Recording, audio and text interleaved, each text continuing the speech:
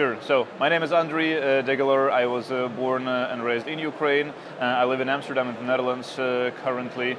I have been a tech journalist for the most of my life. I've been freelancing for a very long time. I used to work at TechEU, covering the European startup ecosystem, and currently I am the head of media at The Next Web, where we write about technology for the audience of entrepreneurs, VCs, the public sector, and corporate innovators.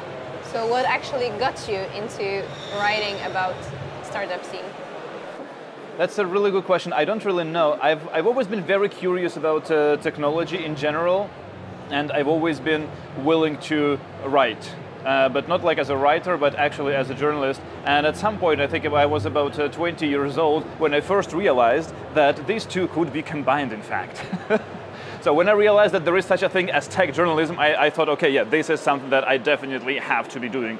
So I started in more hardware tech journalism, and then in about 2012-ish, I discovered the startup ecosystem. And that was already when I was living in Western Europe. And then I started just covering the startups in Europe and being very bullish on Europe as a continent for technology development and startup ecosystem. So what are the topics that are most interesting for you right now in the general startup scene?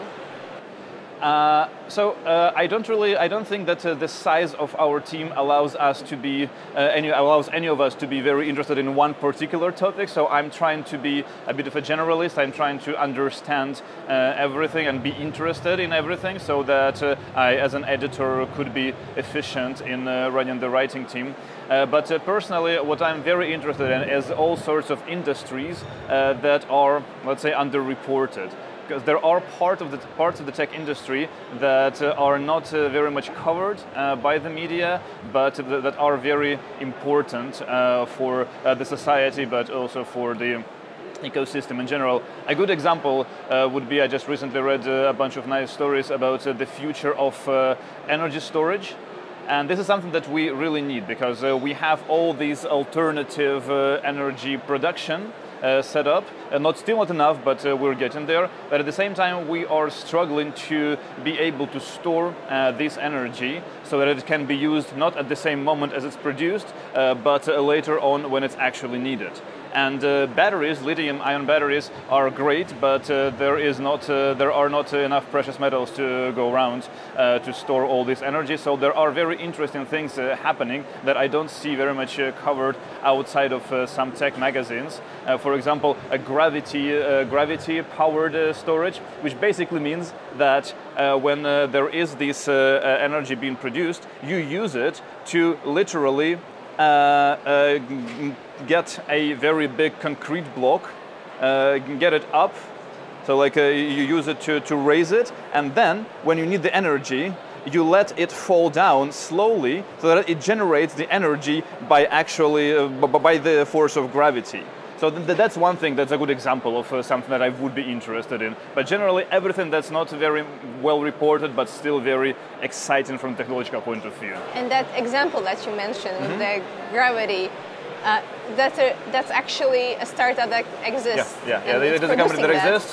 They are based in Switzerland, I think.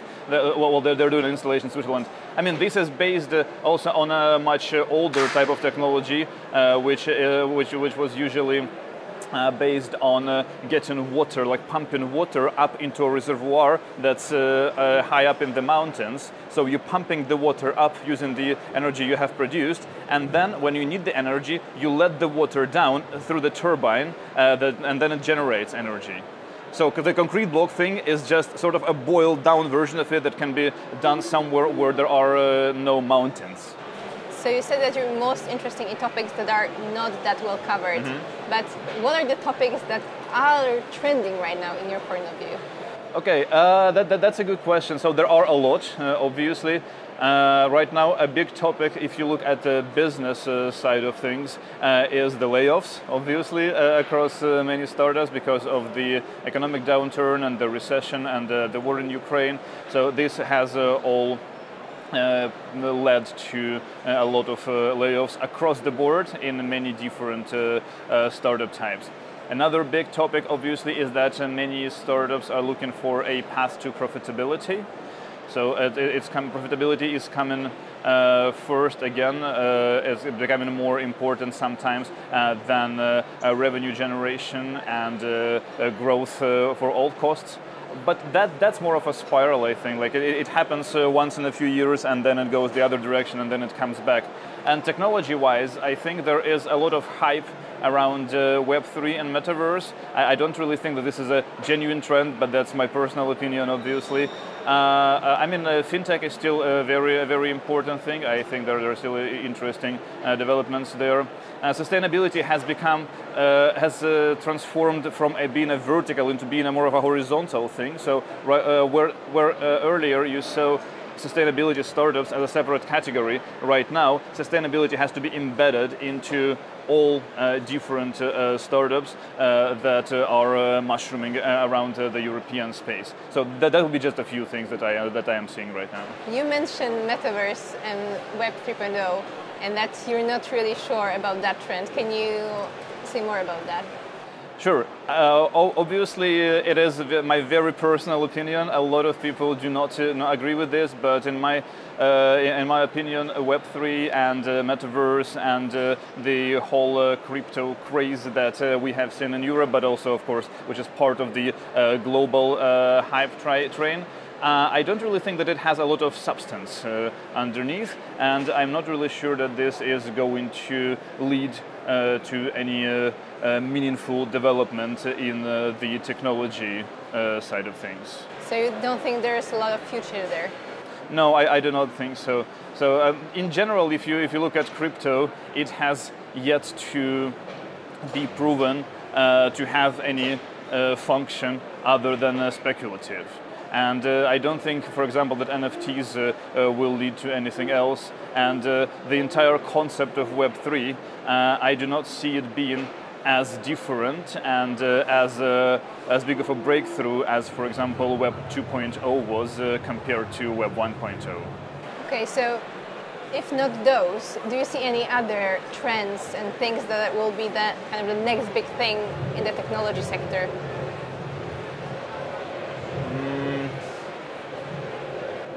I'm not really sure we're seeing anything that would create a breakthrough that is as big as something we saw in the years in 2000s, for example, where social networks became a big thing, and the entire web was transformed through the creation of the first smartphones.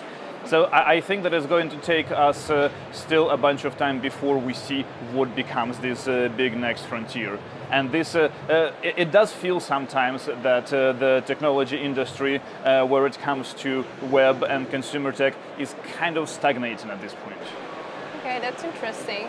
But you mentioned before war in Ukraine, and we live now in a very uncertain times. We had the pandemic, the war that happened and is still happening, and now the inflation.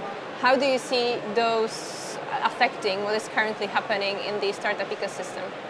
So it depends on whether we're talking about the startup ecosystem in Europe in general or in Ukraine in particular, because obviously there are very different consequences. So if you're looking at Europe in general, then of course it's what I have already mentioned. So all sorts of layoffs and redundancies. Startups are trying to cut their costs. Looking at the inflation situation and trying to make sure that they have as much runway as possible to make it through the economic downturn, which they hope obviously will end sooner or later. At the same time, in Ukraine, the startup ecosystem has shown itself as being very resilient. So there are many startups that are still very much functioning, many startups that have managed to start making products important for the country, important for the war effort, and important to support the population itself. But at the same time, just before this interview, I was reading a report called Voice of Ukrainian Startups. I would very much recommend it for everyone who is interested. And most of the startups that responded to their surveys in Ukraine said that they only have either up to 3 months or up to 6 months in the runway.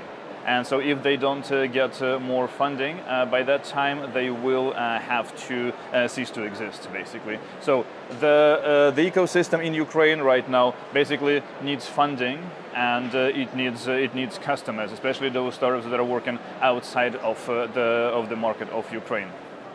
But in Europe, of course, what we see as well is that there is more, it's surprisingly, okay, not surprisingly, but significantly more attention to the segment of military tech. Because before the full-scale invasion in Ukraine started, military tech was something that VCs would pretty often just like try to go around, not to touch it with a 3-foot pole, because like it's weapons, it's something that can be used to kill people. So it's not a good look to be connected to it. But now, when we have a full-fledged war on the European continent, it's suddenly become very obvious that military tech is a very important part of the ecosystem. And just recently, NATO has launched a €1 billion fund to invest in military tech and defense startups. A lot of this money is going to be disbursed in Europe.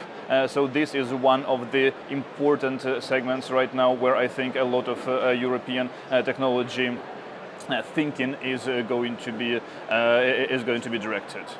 So, are there any examples that you can give us about startups who are working, or which are working startup at this time, who are actually helping in war efforts?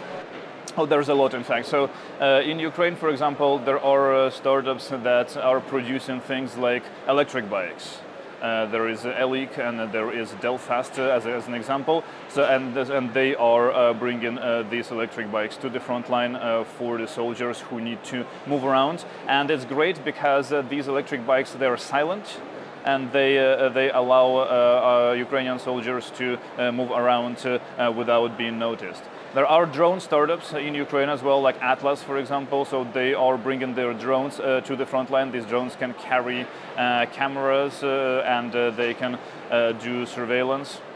And like a lot of different startups that used to be in different segments of the market, I think they are starting to orient themselves, align themselves with the war effort as well. So, can we see any situation in which actually wartime, it doesn't have to be this specific wartime, affected the use of technology or even the development of technology? I'm not sure about development per se. This is something that has to be analyzed more deeply, I think, for any conclusion to be made. But you can already see that some of the technology that was not developed for the user at the wartime is now being used in Ukraine. For example, there is the AI company called Clearview AI that is mostly an infamous one, I would say. So they have the face recognition technology and they have been criticized of deploying this technology in places where they should not have.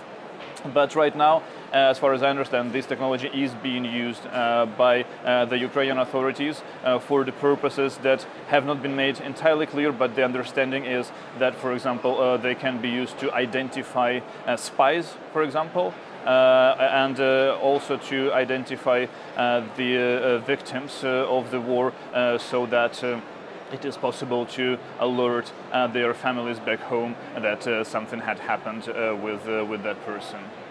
Is there anything that we can do actually to support the Ukraine startup system? I'm sure that I have to say that Poland as a country is already doing and has done a whole lot. And on behalf of all the Ukrainians, I'm very grateful, really, for everything that has been done so far. Millions of Ukrainians have found shelter in Poland.